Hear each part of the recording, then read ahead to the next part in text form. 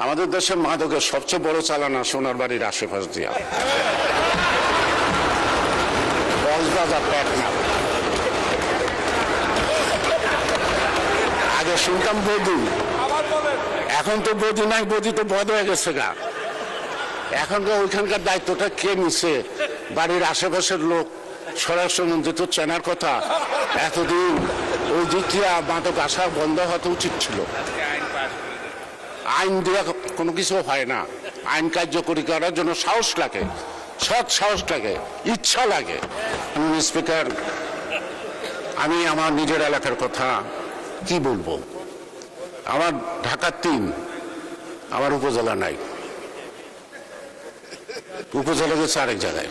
মাননীয় সদস্য, আপনাকে আরো ৮ মিনিট সময় দেওয়া হয়েছে, তারপরে এটা শেষ করবেন। মাননীয় স্পিকার, আপনার এই কৃপা আমি মনে রাখবো। আমি এখানে দাঁড়িয়ে বসবো, বক্তব্য দিচ্ছি। এটা একটা কেরানীগঞ্জ সিএস রেকর্ড বলে। টঙ্গী ছাড়া গেল কেরানীগঞ্জ থানা, অর্থাৎ ঢাকার ৭০% কেরানীগঞ্জ থানার উপর অবস্থিত। অথচ এটা ঢাকা জেলার অন্তর্গত। ঢাকা জেলা ভাগ হইতে হইতে ৬টা জেলা আছে।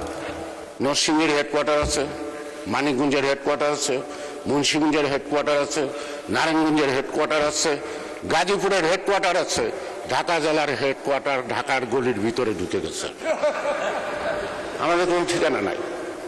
যদিও একটা জেলার যে প্রিভিলেজ থাকে, শিল্পকলা একাডেমি করবেন, আপনি স্টেডিয়াম বানাবেন, আপনি হসপিটাল বানাবেন, আপনি ইউনিভার্সিটি বানাবেন। আমার ঢাকা জেলা তো ঢাকা শহরের গলির ভিতরে। মাননীয় স্পিকার, আপনার মাধ্যমে আমি মাননীয় প্রধানমন্ত্রীর কাছে বলবো, আমাদের হারিয়ে যাওয়া ঢাকা জেলা ফেরত দিন। ঢাকা ভূখণ্ডে ঢাকা জেলা করুন।